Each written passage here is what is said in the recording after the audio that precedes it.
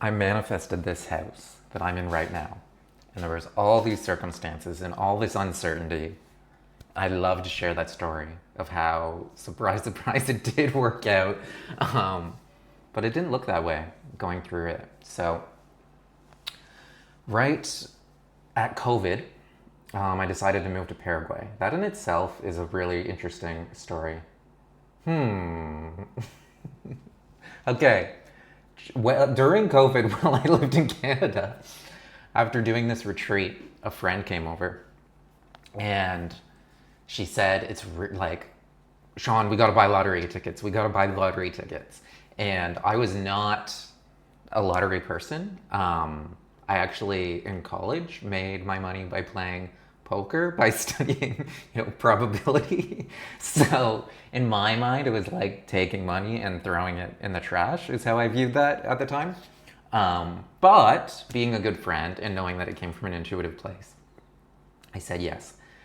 So we went, and then I didn't even know how, we went to the gas station, and she offered to buy them. And that made me feel even better that it was a gift when I viewed lottery tickets in this way. So we go back, and we didn't win. What a shock, right? But I asked myself the question, what would I do if I had won? And I said immediately it was move to Paraguay, because I had visited my brother just before COVID happened.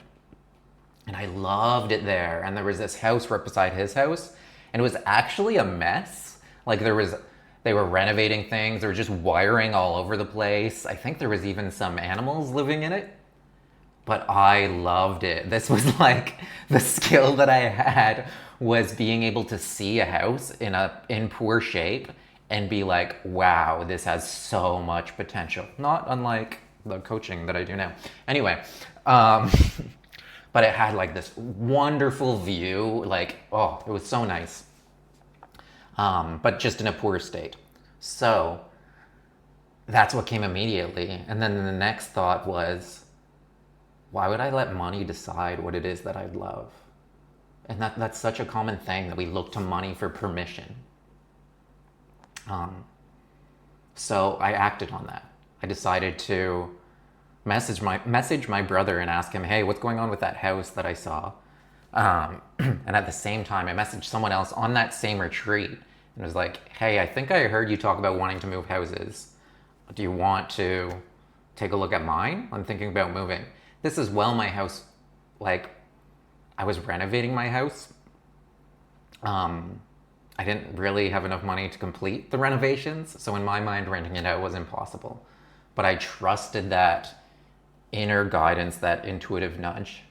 And I got a message back from my brother right away saying, yeah, actually the renovations are done at the house, like the house that was a mess in Paraguay. It's like, yeah, it's super nice now. The owner actually, we made an agreement. I'm going to rent it out on Airbnb and manage it, but I could just rent it out to you instead. So check. But then I still have this house, right? That's unrentable. I got a message from that guy in the morning, and he says, Sean, I was literally dreaming about how important it was that I move houses, and then I see your text. So he came, he fell in love with it. He offered to finish the renovations for me at his own cost. He even paid a year of rent up front. So I kind of did win the lottery in a sense, just not through the actual lottery ticket. So I get things in order. I moved to Paraguay. It takes some time. I was not going to go unless I brought my dog. I have this dog. He's since passed, but Rampage was so important to me when there's a challenging time in my life. It felt like he saved my life, which was interesting because he was a rescue dog that I took him from the Humane Society the day before his execution date because they deemed him aggressive, which is why I named him Rampage. And he was the most docile, loving dog. He just, when you get thrown in a ditch and then put in a cage, you can be a little bit grumpy. I would be grumpy in that situation too. So anyway, it took some time. And then I finally moved there. And I really loved that house. Like, it was nice. We were living there. It was perfect for Rampage.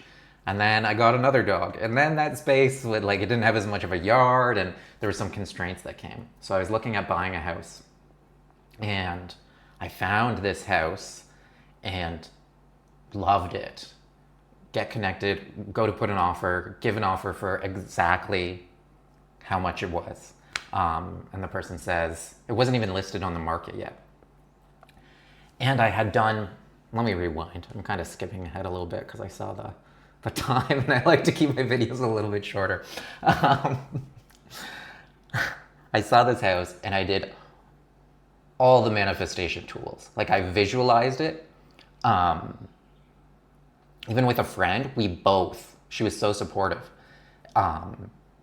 We visualized this very specific activity in that house. And we even like relived it, pretending to be in that house, like fully wearing the energy of this house. But when I manifest, something that I learned is always leaving it open for this or something better still. So I don't want to limit what I receive based on my own perception. If there's something better for me, not in my awareness, I want to be open to that. So that's what that this or something better still does with intention. So visualizing, seeing this experience so vividly, practicing that experience, and then he says this, that he's going to sell it to someone else. And then there was about 2 or 3 hours of discouragement before I leaned back into, this is for me. I know the practices that I did worked. Like I didn't allow what I was seeing on the outside to shake my inside. I mean, I did allow it for a bit, and that's okay. This manifestation process isn't perfection. It's leaning into it more and more and more. And for me to just make that shift within even 3 hours, I was proud of that, right? That could have been days, and that would have been okay too, right? If we just hold compassion and just lean more and more into what we can do at that moment. So I get connected with that builder. I'm talking to him, and he says, you know what? There's another project that I'm working on in the same neighborhood, just a few houses up. So I go and see it, and I love it. And I'm like, yeah, let's do it. Let's do it. I see the plans and everything.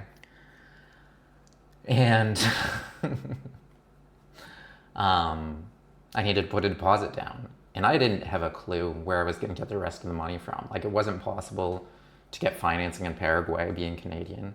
It wasn't possible to get financing in Canada for an investment in Paraguay. Like, they don't do that. But I did it anyway. I put down the deposit. I think, if I'm being honest, I think I'd maybe negotiate the deposit to be a little bit less, which is funny when I think of it. But at the end of the day, I put this deposit down with no idea where the rest of the money was going to come from. And knowing that if I didn't get the rest of the money, I was going to lose that deposit. Like, it would have just been forfeited and he would have sold the house to someone else. And then what I did was, like, this was still being built. This was just land and like a couple bricks when I saw it. Like, not even really a couple bricks. It was like one row of bricks to kind of outline where the house would be. So what I did is I showed up to that land every single day and I made a commitment. Jim Carrey did this, actually. He did this with, there's a famous story with him going up to the Hollywood sign and seeing himself being the first actor to make $10 million. And I just did the same. I went to this house. It's not a $10 million house, but I went to this house. But the key with it is I didn't leave the property until I felt it as my own.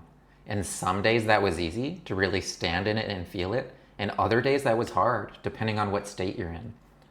But instead of it just being like, okay, I went to the house, check, it's the job's not done until I feel it as mine. And I did that literally every single day. I didn't miss a single day. I even ended up getting COVID. And then tuned into my intuition, was like, do I still go there? And it was a yes. Safe from people, like in my car to this land. It wasn't around people or anything like that. But I went every single day. And so many cool things happened where they were like starting to build something or do this. There was one time where they weren't going to have windows. At the very front is all windows and at the top. And then I saw that there wasn't windows at like the bedroom. And I'm like, oh, why? What's going on there? It's like, oh, I thought that you wouldn't like that from the light coming in. I was like, no, I'd love that. I was going to have curtains, and my vision was to be able to have the curtains connected with like Google Home, and even use that as an alarm clock where they open to wake you up. So, yeah, all these little things happened. And then, yeah.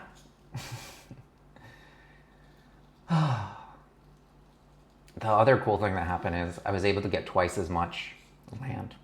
The other property behind he had, and I was like, can we add this on? And he said yes, which was really important because part of the discontent that I had with the other house was space for my dogs. And when you double the land, you actually like quadruple the amount of like grass area, because if you just have one plot, your house is taking up like half of that or something, right? So you add another land in there and that's all vacant. So yeah, then the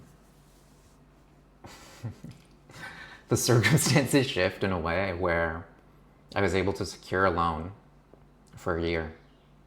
And then after that year, I had the house paid off entirely in full. And so many interesting things happened. Like, while standing there and visualizing, I got all these intuitive downloads, like the process of receiving this house.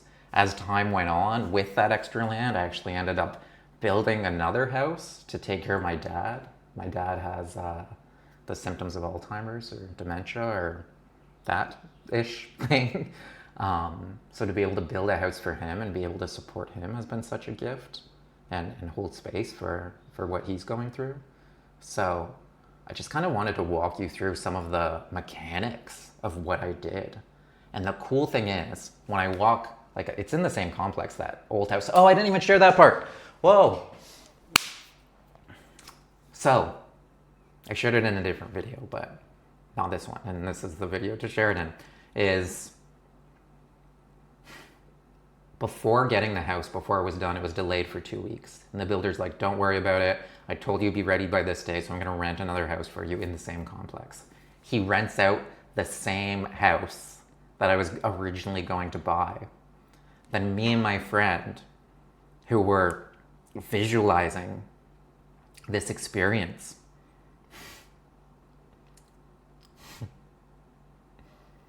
it happened. It happened exactly the way that we both saw it in our mind in that other house. Exactly the same. But this, or something better still, I was able to get this more expansive house with more room, more space, room for the dogs to play.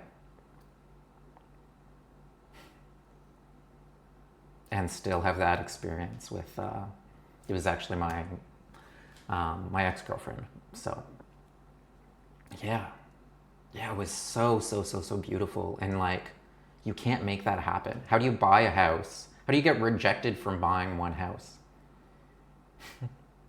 Get a better house and still have the same experience in the house that you didn't get.